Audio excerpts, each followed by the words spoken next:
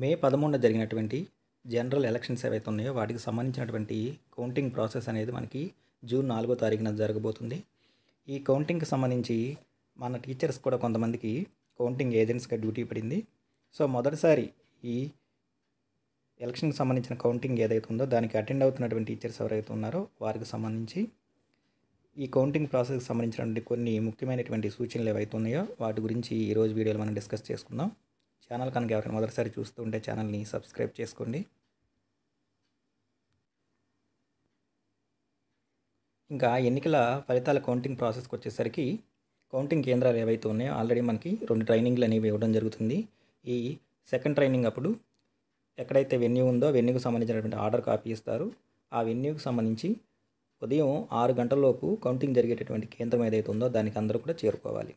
చేరుకున్న తర్వాత చేరుకోవడానికి ఎవరైతే కౌంటింగ్ ఏజెంట్గా డ్యూటీ వేశారో వాళ్ళు ఈ దిగువ తెలిపినటువంటి ఫామ్స్ ఏవైతే ఉన్నాయో వాటిని తీసుకుని వెళ్ళాలి. వాటిలో వచ్చేసరికి ఫామ్ 18 డిక్లరేషను, అట్లాగే సెకండ్ ట్రైనింగ్లో మనకి ఇచ్చినటువంటి డ్యూటీ ఆర్డరు, ఐడి బ్యాడ్జ్, వారి యొక్క ఆధార్ కార్డు, ఫోటో ఐడి ఉన్నటువంటి ఏదైనా సరే ఒక ఐడి కార్డు, నెక్స్ట్ అట్లాగే ఒక నోట్బుక్, ఒక పెన్ను, ఫామ్ 17C.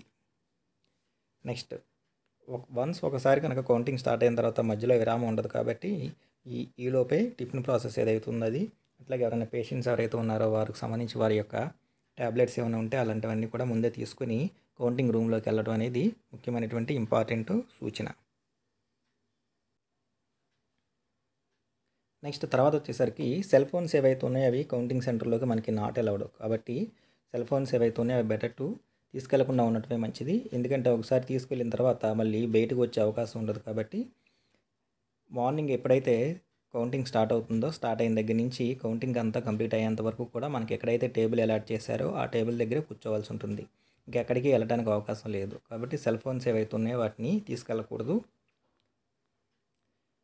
కౌంటింగ్ చేసేటటువంటి స్టాఫ్ ఎవరైతే ఉన్నారో వాళ్ళందరికీ కూడా మనకి 2 రకాల అరేంజ్మెంట్ చేస్తారు. ఏజెంట్స్ ఎవరైతే ఉన్నారో వాళ్ళందరికీ కూడా ఫెన్సింగ్ అవుట్ సైడ్ వాళ్ళందరూ ఉండేలాగా, నెక్స్ట్ కౌంటింగ్ చేసేటటువంటి స్టాఫ్ ఎవరైతే ఉన్నారో వాళ్ళందరూ కూడా ఈ ఫెన్సింగ్ చేసినటువంటి ఇన్సైడ్ ఏదైతే ఉందో లోపల భాగంలో వాళ్ళు కేటాయించినటువంటి టేబుల్స్ ఏవైతే ఉన్నాయో ఆ టేబుల్స్ దగ్గర కూర్చుంటారు. అట్లాగే అక్కడ ఉన్నటువంటి వర్డ్స్ ఏవైతే ఉన్నాయో వాటికి తగినట్లుగా టేబుల్స్ అనేవి రౌండ్ల వారీగా టేబుల్స్ అనేవి అరేంజ్ చేయడం జరుగుతుంది. నెక్స్ట్ ఈ కౌంటింగ్ ప్రాసెస్ అనేది మనకి పార్లమెంట్లకి అసెంబ్లీకి 2 కూడా వేరువేరుగా జరుగుతాయి కాబట్టి ఈ రెండింటి యొక్క ఏర్పాట్లు కూడా మనకి వేరువేరుగానే అరేంజ్ చేస్తారు. నెక్స్ట్ తర్వాత మీకు అలాట్ చేసినటువంటి కంట్రోల్ యూనిట్ పార్లమెంటు అసెంబ్లీ ఏదైతే ఉందో దాన్ని చెక్ చేసుకోవాలి. అక్కడ ఎం అని నోట్ చేసి ఉంటే కనుక మీకు వచ్చినటువంటి కంట్రోల్ యూనిట్లో జరిగినటువంటి మాక్ పోల్ ఏదైతే ఉందో అది డిఫెక్ట్ ఉన్నటువంటి అర్థము. నెక్స్ట్ అలా కాకుండా డి అని కనుక నోట్ చేసి ఉంటే మీరు 2 కంట్రోల్ యూనిట్లో రిజల్ట్ ఏదైతే ఉందో అది చెక్ చేయాలని అర్థము. డిస్ప్లేలో మీకు అలా కనబడితే ఎం అంటే మాక్ పోల్ ఏదైతే ఉందో డిఫెక్ట్ అని అర్థము నోట్ చేస్తుంటే, నెక్స్ట్ డి అని నోట్ చేస్తుంటే 2 కంట్రోల్ యూనిట్లో రిజల్ట్ ఏదైతే ఉందో అది మీరు చెక్ చేయాలంటే అర్థము. ఒకవేళ మనకి మే 13న ఎలక్షన్ జరిగిన తర్వాత క్లోజింగ్ టైంలో కొంచెం ఆలస్యం అవ్వడం వల్ల కానీ ఇంకా వేరే వేరే కారణాల వల్ల పీఓలు ఎవరైతే ఉన్నారో వాళ్ళు క్లోజ్ బటన్ ఏదైతే ఉందో పోల్ అయిపోయిన తర్వాత పోల్ క్లోజ్ బటన్ ఏదైతే ఉందో అది ప్రెస్ చేయడం కనుక మర్చిపోయి ఉంటే కనుక మీరు రిజల్ట్ చూడాలి అంటే ఈవీఎంని క్లోజ్ చేసిన తర్వాత మాత్రమే మనం రిజల్ట్ అనేది చెక్ చేసుకోవాలి. కాబట్టి రిజల్ట్ మనకి డిస్ప్లే అవ్వట్లేదంటే దాని అర్థం క్లోజ్ ఏదైతే ఉందో దాన్ని పీఓలు చేయలేదని అర్థము. ఈవీఎంలో క్లోజ్ చేసిన తర్వాత మాత్రమే మనం రిజల్ట్ అనేది చూడాలి.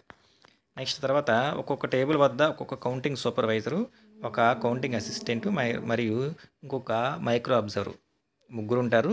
కొన్ని పెద్దవిగా ఉన్నటువంటి ఏవైతే ఉన్నాయో వాటి దగ్గర 2 కౌంటింగ్ అసిస్టెంట్లు, నెక్స్ట్ ఒక సూపర్వైజరు, ఒక మైక్రో అబ్జర్వర్ ఎవరైతే ఉన్నారో వాళ్ళని కేటాయిస్తారనమాట. నెక్స్ట్ అట్లాగే returning officer, assistant returning officer ఎవరైతే ఉన్నారో వీళ్ళిద్దరూ, నెక్స్ట్ ఆ యొక్క పోలింగ్ స్టేషన్కి సంబంధించినటువంటి ఏజెంట్స్ ఎవరైతే ఉన్నారో వాళ్ళు కూడా ఆ ఆపోజిట్లో మనకుంటారు. పోస్టల్ బ్యాలెట్లు ఏవైతే ఉన్నాయో వాటి వద్ద కూడా ఆర్ఓ గారు, నెక్స్ట్ ఏజెంట్లు ఎవరైతే ఉన్నారో వారు కూడా పోస్టల్ బ్యాలెట్లు. ముందు మనకి కౌంటింగ్ అనేది పోస్టల్ బ్యాలెట్తోనే స్టార్ట్ అవుతుంది. ఇంకా కౌంటింగ్ ప్రాసెస్ ఒకసారి చూస్తే మొదట కౌంటింగ్ ప్రక్రియ ఏదైతే ఉందో అది మార్నింగ్ ఎంప్లాయీస్ యొక్క పోస్టల్ బ్యాలెట్స్ ఏవైతే ఉన్నాయో వాటితో స్టార్ట్ అవుతుంది. పోస్టల్ బ్యాలెట్ కౌంటింగ్ ప్రక్రియ ఆరంభించిన తర్వాత పోస్టల్ బ్యాలెట్కి సంబంధించి ఒక హాఫ్ అన్ అవర్ అంటే 8 to 8:30 వరకు మనకి ఈ పోస్టల్ బ్యాలెట్కి సంబంధించినటువంటి కౌంటింగ్ ఏదైతే ఉందో అది జరుగుతుంది. కొంచెం టైం అటు ఇటు అవ్వచ్చు. ఆ తర్వాత అరగంట తర్వాత ఈవీఎంస్ ఏవైతే ఉన్నాయో వాటిలో కౌంటింగ్ అనేది మొదలవుతుంది. ఇక ఈవీఎం కౌంటింగ్ ప్రాసెస్ ఇంకా నెక్స్ట్ పోస్టల్ బ్యాలెట్ కౌంటింగ్ అయిపోయిన తర్వాత ఈవీఎంలో కౌంటింగ్ ప్రాసెస్ అనేది స్టార్ట్ అవుతుంది. ఆ తర్వాత ముందుగా నిర్ధారించబడినటువంటి ఈపీఎస్ పోలింగ్ స్టేషన్కి సంబంధించినటువంటి ఈఎంస్ ఏవైతే ఉన్నాయో ఆ యొక్క కంట్రోల్ యూనిట్స్ని మీ యొక్క టేబుల్ వద్దకి, అంటే ఏదైతే ఆల్రెడీ టేబుల్స్ అలాట్ చేశారో ఆ నెంబర్ వద్ద ఏ ఈవీఎంస్ ఏఏపీఎస్కి సంబంధించినవి కౌంటింగ్ చేయాలనేది ముందే ఒక షెడ్యూల్ అనేది టైం టేబుల్ ప్రకారం వేసుకోవడం జరుగుతుంది. వాటి ప్రకారము ఆ టేబుల్ దగ్గర కన్సర్న్ పిఎస్కి సంబంధించినటువంటి కంట్రోల్ యూనిట్స్ని తీసుకురావడం జరుగుతుంది. నెక్స్ట్ కంట్రోల్ యూనిట్ ఏదైతే ఉందో దాన్ని కేటాయించినటువంటి కేసు నుంచి మీ వద్దకు తీసుకొచ్చినప్పుడు ముందుగా మనం ఏం చేయాలంటే దానికి సంబంధించినటువంటి అడ్రస్ ట్యాగ్ ఉంటుంది. ఆ అడ్రస్ ట్యాగ్ ఏదైతే ఉందో దాని మీద ఉన్నటువంటి సీల్ మొత్తం కూడా వెరిఫై చేయాలి. అంటే సీల్ వేస్తుందా లేదా అని చెప్పేసి ఒకసారి క్రాస్ చెక్ చేసుకోవాలి. కంట్రోల్ యూనిట్ ఓపెన్ చేసిన తర్వాత కంట్రోల్ యూనిట్కి అడ్రస్ ట్యాగులు మరియు గ్రీన్ పేపర్ సీలు సరిగ్గా ఉందా లేదా అని చెప్పేసి చెక్ చేసుకోవాలి. నెక్స్ట్ గ్రీన్ పేపర్ సీల్ సరిగ్గా ఉన్నట్లయితేనే దాన్ని కట్ చేసి రిజల్ట్ డేర్ అనేది మనం ఓపెన్ చేస్తాము. ఎందుకంటే ఆల్రెడీ ఆ రిజల్ట్ ఉన్నటువంటి సెక్షన్ ఏదైతే ఉందో దాన్ని సీల్ చేసి గ్రీన్ పేపర్ సీల్తో మనం సీల్ చేస్తాము. దాన్ని కట్ చేసి రిజల్ట్ డోర్ అనేది ఓపెన్ చేయాలి. దానికి ముందు ఈ పేపర్ సీల్ ఏదైతే ఉందో అది సరిగ్గా ఉందో లేదో మనం చెక్ చేసుకోవాలి. నెక్స్ట్ తర్వాత రిజల్ట్ బటన్ ఏదైతే ఉందో అది ప్రెస్ చేసే ముందు కేసులో ఉన్నటువంటి ఫామ్ 17Cని మనకి ఏదైతే కంట్రోల్ యూనిట్ కేటాయించారో ఆ కంట్రోల్ యూనిట్కి సంబంధించి పిఓ గారు ఆల్రెడీ రిసెప్షన్ సెంటర్లో సబ్మిట్ చేసినటువంటి ఫామ్ 17 ఏదైతే ఉందో దాన్ని బయటికి తీసి polling station number, control unit number, PS number, next ఇప్పుడు మనం ఏదైతే రిజల్ట్ చెక్ చేస్తున్నామో ఆ కంట్రోల్ యూనిట్ యొక్క number, next total votes fold ఏదైతే ఉందో అవన్నీ కూడా కరెక్ట్గా ఉన్నాయి లేదా అని చెప్పేసి చెక్ చేసుకోవాలి. చెక్ చేసుకొని ఇప్పుడు కంట్రోల్ యూనిట్లో ఉన్నటువంటి రిజల్ట్ బటన్ని ప్రెస్ చేస్తాము. ముందుగా మనం మే 13న ఎలా అయితే మాక్ పోల్ అప్పుడు మిగతాప్పుడు చూసామో సేమ్ అలాగే పోలింగ్ తేదీ, వివరాలు, టోటల్ ఓట్స్ పోల్డ్ ఏవైతే ఉన్నాయో అవన్నీ మనకి డిస్ప్లే అవుతాయి. తర్వాత టోటల్ ఓట్స్ పోల్ అయింది మనకు అక్కడ ఉన్నటువంటి ఫామ్ 17C ఏదైతే ఉందో ఈవీఎంలో కనబడుతున్నటువంటి టోటల్ ఓట్స్ పోల్డ్, ఫామ్ 17Cలో ఉన్నటువంటి టోటల్ ఓట్స్ ఏవైతే ఉన్నాయో అవి రెండు కూడా ఒకటే కాదా అని చెప్పేసి టాలీ అవుతున్నాయి లేదా అని చెప్పేసి మనం సరిపోల్చుకోవాలి. ఒకవేళ ఇన్ కేసు ఫామ్ 17Cలో ఒక ఫిగర్ ఉండి నెక్స్ట్ మనకి ఈవీఎంలో కనపడేటటువంటి టోటల్ ఓట్స్ పోల్డ్ ఏదైతే ఉందో అది కనుక వేరే ఫిగర్ ఉంటే రెండు టాలీ కాకపోతే వెంటనే మనం ఏం చేయాలంటే అక్కడ ఉన్నటువంటి ఆర్ఓ గారికి మనం ఈ విషయాన్ని తెలియచేయాలి. అలాంటి పక్షంలో ఆర్ఓ గారు వెంటనే ఆ మిషన్ తీసుకెళ్ళిపోతారు. ఆ రౌండ్ ఏదైతే ఉందో ఆ రౌండ్ అనేది ఓటింగ్కి సంబంధించి మనం కౌంటింగ్ ప్రాసెస్ ఏదైతే ఉందో అది జరగదు. అప్పుడు కౌంటింగ్ అసిస్టెంట్గా ఉన్న వాళ్ళు ఎవరైతే ఉన్నారో వాళ్ళు ఖాళీగా ఉంటారు. ఒకవేళ టాలీ సరిపోకపోతే ఒక క్యాండిడేట్ యొక్క రిజల్ట్ ఏదైతే ఉందో దాన్ని అబ్జర్వ్ చేస్తూ నమోదు చేసుకుంటారు. టాలీ కనుక సరిపోతే అంటే ఫామ్ 17C నెక్స్ట్ తర్వాత ఈవీఎంలో ఉన్నటువంటి number of total votes fold ఏదైతే రెండు కనుక సరిపోతే వెంటనే మనకి రిజల్ట్ డిస్ప్లే అవుతుంది. Total votes fold candidate 1, total votes fold candidate 2 అని చెప్పేసి మనం మాక్ పోలింగ్ అప్పుడు చూసాం మనం సేమ్ అలా డిస్ప్లే అవుతూ ఉంటుంది. అప్పుడు మనం మన దగ్గర ఉన్నటువంటి రిజల్ట్కి సంబంధించినటువంటి షీట్ ఏదైతే ఉందో దాంట్లో ఒక్కొక్క క్యాండిడేట్కి ఎన్ని అయితే ఉన్నాయో వాటిని నమోదు చేసుకుంటూ ఉంటాము. మీరు నోట్ చేసుకున్నవి ఏవైతే ఉన్నాయో అవన్నీ కూడా కౌంటింగ్ సూపర్వైజర్ గారు 17Cలో ఏ క్యాండిడేట్కి ఎన్ని వచ్చాయి అనేది నోట్ చేసుకుంటూ ఉంటారు. మనం ఒకసారి గమనిస్తే ఫామ్ 17Cలో పార్ట్ 1 తర్వాత పార్ట్ 2 ఉంది. పార్ట్ 2 మనకి కౌంటింగ్ అప్పుడు దాన్ని ఫిల్ చేయడానికి పార్ట్ 2 మనం అప్పుడు ఫిల్ చేయము, అది అలాగే ఉంటుంది. ఈ రోజున ఆ ఫామ్ 17C ఏదైతే ఉందో దానిలో పార్ట్ 2 ఏదైతే ఉందో ఇప్పుడు దాన్ని అక్కడ సూపర్వైజర్ గారు ఎవరైతే ఉన్నారో వాళ్ళు క్యాండిడేట్ 1, క్యాండిడేట్ 2, క్యాండిడేట్ 3 వారికి ఎన్ని వచ్చినాయి ఏ ఓట్లు ఏవైతే ఉన్నాయో వాటిని ఇప్పుడు దాంట్లో ఫిల్ చేయడం జరుగుతుంది అన్నమాట. ఒకవేళ మీకు ఏమన్నా కొంచెం మళ్ళీ ఒకసారి రిజల్ట్ చూడాలి అని చెప్పేసి అనుకుంటే కనుక అక్కడ ఉన్నటువంటి ఆర్ఓ గారు ఎవరైతే ఉన్నారో వారి యొక్క పర్మిషన్ తీసుకొని మళ్ళీ ఇంకొకసారి రిజల్ట్ బటన్ ఏదైతే ఉందో దాన్ని ప్రెస్ చేసి మళ్ళీ ఇంకొకసారి రిజల్ట్ అనేది చెక్ చేసుకోవచ్చు, క్రాస్ చెక్ చేసుకోవచ్చు. అంతా ప్రాసెస్ ఏదైతే ఉందో అది కనుక సవ్యంగా కనుక సాగుతూ ఉంటే కౌంటింగ్ సూపర్వైజర్ గారు ఫామ్ 17C పార్ట్ 2లో ఉన్నటువంటి రిజల్ట్ వివరాలు ఇంక్లూడింగ్ నోటాతో సహా నమోదు చేసి అక్కడ ఉన్నటువంటి ఆ పిఎస్కి ఆ రోజు వచ్చినటువంటి పోలింగ్ ఏజెంట్లు నెక్స్ట్ కౌంటింగ్ ఆ రోజు అటెండ్ అయినటువంటి ఏజెంట్లు ఎవరైతే ఉన్నారో వాళ్ళందరి చేత కూడా అక్కడ సంతకం చేయిస్తారు. ఫామ్ 17C మొత్తము 3 కాపీలు తయారు చేసుకొని ఒకటేమో ఆర్ఓ గారికి, ఒకటి ఏజెంట్స్కి, ఇచ్చి మూడోది మన దగ్గర ఉంచుకోవాలి. కౌంటింగ్ సూపర్వైజర్స్కి ప్రతి కంట్రోల్ యూనిట్కి కూడా రిజల్ట్ చెక్ చేసిన అనంతరం ఈ కింది విధిగా సర్టిఫై చేస్తారు. అంటే ఒక కంట్రోల్ యూనిట్లో ఉన్నటువంటి ఓట్లు ఏవైతే ఉన్నాయో వాటి మొత్తము కూడా కౌంటింగ్ మొత్తం కూడా అయిపోయిన తర్వాత ఏజెంట్లో సైన్ చేసుకున్న తర్వాత ఇలా డిక్లరేషన్ అనేది ఇవ్వాలన్నమాట. ఏంటంటే ఈ here by certify that control unit number, దేనికైతే మనం ఇప్పుడు కౌంటింగ్ చేస్తామో దాని నెంబర్ ఇక్కడ ఎంటర్ చేస్తాము. At the same which were user in the polling station number, PS number ఇక్కడ ఎంటర్ చేస్తాము. తర్వాత అని చెప్పేసి కౌంటింగ్ సూపర్వైజర్ అని చెప్పేసి ఆయన సైన్ చేయాల్సి ఉంటుంది. ఈ వివరాల్ని సూపర్వైజర్ గారు ఆర్ఓ గారికి అందజేసిన తర్వాత బోర్డు మీద రిజల్ట్ అనేది రాసి అనౌన్స్ చేస్తారు. అలా మొదటి రౌండ్ పూర్తవుతుంది. సేమ్ ఇదే ప్రాసెస్ మళ్ళీ నెక్స్ట్ అలాగే సెకండ్ రౌండ్, థర్డ్ రౌండ్ ఇట్లా కంటిన్యూ అవుతుంది. తర్వాత రెండో కంట్రోల్ యూనిట్ వస్తుంది. అదేవిధంగా అన్ని కంట్రోల్ యూనిట్ లెక్కింపు పూర్తయ్యేంత వరకు కూడా కౌంటింగ్ ప్రక్రియ అనేది కొనసాగుతుంది. అంటే ఆ యొక్క అసెంబ్లీ కాన్స్టిట్యూషన్ కావచ్చు, పార్లమెంట్ కాన్స్టిట్యూషన్ కావచ్చు, ఎన్ని రౌండ్లు అయితే అలాట్ చేయబడినాయో అక్కడ ఉన్నటువంటి ఆ నియోజకవర్గానికి సంబంధించి 10 రౌండ్లు అయితే 10, 14, 16 అట్లా అన్ని రౌండ్ల వరకు సేమ్ ఇదే ప్రాసెస్ అనేది కంటిన్యూ అవుతుందన్నమాట. అన్ని కంట్రోల్ యూనిట్లు కౌంటింగ్ ప్రక్రియ పూర్తయినాక ఆ యొక్క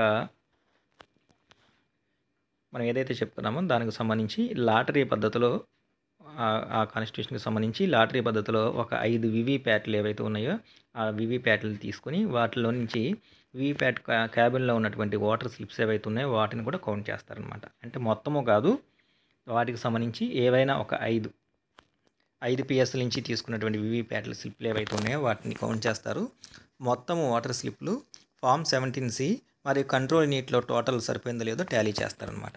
అంటే వివిప్యాట్లో ఉన్నటువంటి మొత్తం స్లిప్స్, నెక్స్ట్ ఫామ్ 17Cలో ఇందాక రాసినటువంటి రిజల్ట్ ఏదైతే ఉందో అది, నెక్స్ట్ సేమ్ కంట్రోల్ యూనిట్లో పోలైనటువంటి ఓట్లు ఏవైతే ఉన్నాయో, ఫర్ ఎగ్జాంపుల్ కంట్రోల్ యూనిట్లో టోటల్ క్యాండిడేట్లో మనకి క్యాండిడేట్ 1కి ఒక పార్టీకి సంబంధించి ఒక 200 ఓట్లు వచ్చాయి. ఫామ్ 17Cలో కూడా మనం 200 నోట్ చేసాము. సేమ్ అయ్యే వివిప్యాట్లో ఆ సేమ్ ఆ క్యాండిడేట్ 1కి సంబంధించినటువంటి సింబల్ ఏదైతే ఉందో దానికి సంబంధించి 200 స్లిప్స్ ఉండాలన్నమాట. ఈ 3 కూడా అలా టాలీ అవ్వాలి. టాలీ కనుక కరెక్ట్ అయితే రిజల్ట్ అనేది వెంటనే డిక్లేర్ చేస్తారు. ఒకవేళ టాలీ అవన పక్షంలో వివిప్యాట్లో ఉన్నటువంటి ఓటర్ స్లిప్స్ ఏవైతే ఉన్నాయో వాటి యొక్క సంఖ్యనే ఫైనల్గా పరిగణలోకి తీసుకుంటం జరుగుతుంది. అయితే ఈ కౌంటింగ్ చేసేటప్పుడు సాధారణంగా వచ్చేటువంటి సమస్యలు ఏంటంటే ఈవీఎంస్ ఏవైతే ఉన్నాయో వాటికి సీలింగ్ ఏదైతే ఉందో అది సరిగ్గా లేకపోవటము, కొన్ని సందర్భాల్లో గ్రీన్ పేపర్ సీల్ ఏదైతే ఉందో అది చిరిగిపోయి ఉండటము, కంట్రోల్ యూనిట్ ఏదైతే ఉందో అది కొన్ని సందర్భాల్లో ఆన్ అవ్వకపోవడం అనమాట. ఎందుకంటే ఛార్జింగ్ అనేది ఏదైతే ఉందో ఛార్జింగ్ లేకపోవడం వల్ల కొన్ని సందర్భాల్లో ఆన్ అవ్వదు. ఒకవేళ ఆన్ కాకపోతే ఏం చేస్తారంటే ఆర్ఓ గారు వెంటనే ఈ కంట్రోల్ యూనిట్లో ఏదైతే ఆన్ అవ్వట్లేదో దాంట్లో ఉన్నటువంటి బ్యాటరీ ఏదైతే ఉందో దాన్ని రిమూవ్ చేసి కొత్త బ్యాటరీ పెడితే వెంటనే కంట్రోల్ యూనిట్ అనేది ఆన్ అవుతుంది. అప్పటికీ కూడా ఆన్ కాకపోతే ఈ యొక్క కంట్రోల్ యూనిట్ ఏదైతే ఉందో ఏ పిఎస్లో అయితే ఇలా ఆన్ కాకుండా బ్యాటరీ మార్చినా సరే ఆన్ కాకుండా ఉన్నటువంటి కంట్రోల్ యూనిట్స్ ఏవైతే ఉన్నాయో వాటిని పక్కన పెట్టి ఆ పిఎస్కు సంబంధించినటువంటి వివిప్యాట్ ఏదైతే ఉందో ఆ వివిప్యాట్ని బయటికి తీసి వివిప్యాట్లో ఉన్నటువంటి స్లిప్స్ ఏవైతే ఉన్నాయో వాటిని లెక్కిస్తారనమాట. కంట్రోల్ యూనిట్లో ఉన్నటువంటి నెంబరు అంటే ఆ టోటల్ ఓట్స్ పోల్డ్ ఏదైతే ఉందో ఆ ఫిగరు ఫామ్ 17C కంటే ఎక్కువ కనుక ఉంటే 17C కంటే ఎక్కువ కనుక ఉన్నట్టయితే వెంటనే వివిప్యాట్ ఏదైతే ఉందో ఆ వివిప్యాట్ని తెప్పించి మాక్ పోల్ స్లిప్లు ఏవైతే ఉన్నాయో ఆ మాక్ పోల్ స్లిప్లు ఉండే కవర్ని తెప్పించి అదనంగా ఉన్నటువంటి మాక్ పోల్ స్లిప్లు ఏవైతే ఉన్నాయో వాటి యొక్క సంఖ్యను తొలగించి రిజల్ట్ అనేది అనౌన్స్ చేస్తారనమాట. ఇప్పుడు మనం చెప్పుకున్నటువంటి ఈ ప్రాసెస్ ఏదైతే ఉందో వీటిలో ఇంకా ఏవైనా ఎక్కడైనా తేడాలు కనుక ఉన్నట్లయితే వెంటనే ఆ కౌంటింగ్ సూపర్వైజర్ ఎవరైతే ఉన్నారో వాళ్ళు కౌంటింగ్ ఏజెంట్స్ ఎవరైతే ఉన్నారో వాళ్ళు కౌంటింగ్ సూపర్వైజర్ గారికి నివేదిస్తే కౌంటింగ్ సూపర్వైజర్ గారు ఎవరైతే ఉన్నారో వారు అక్కడ ఉన్నటువంటి ఆర్ఓ గారికి వెంటనే ఆ ఇష్యూ ఏదైతే ఉందో దాన్ని తీసుకువెళ్ళాలి. వెంటనే ఆ వచ్చినటువంటి ప్రాబ్లం ఏదైతే ఉందో దాన్ని రెక్టిఫై చేసుకోవాలి. సో ఇది రేపు జూన్ 4వ తారీఖున జరగబోతున్నటువంటి అసెంబ్లీ పార్లమెంట్ ఎన్నికలు ఏవైతే ఉన్నాయో వాటికి సంబంధించి పోస్టల్ బ్యాలెట్స్, అట్లాగే ఈవీఎంలో ఉన్నటువంటి ఓట్స్ ఏవైతే ఉన్నాయో వాటిని కౌంటింగ్ చేసేటువంటి ప్రాసెస్కి సంబంధించినటువంటి ముఖ్యమైనటువంటి సూచనలు. ఐ హోప్ మీ అందరికీ కూడా దీనికి సంబంధించిన సూచనలు ఉపయోగకరంగా ఉంటాయని, ఎవరైతే ఈ యొక్క కౌంటింగ్ ప్రాసెస్కి కౌంటింగ్ ఏజెంట్స్ గాను సూపర్వైజర్గా వెళ్తున్నారో వాళ్ళందరికీ కూడా ఆల్ ద బెస్ట్ తెలియజేస్తూ ఇంకొక మంచి వీడియోలో మళ్ళీ కలుద్దాం.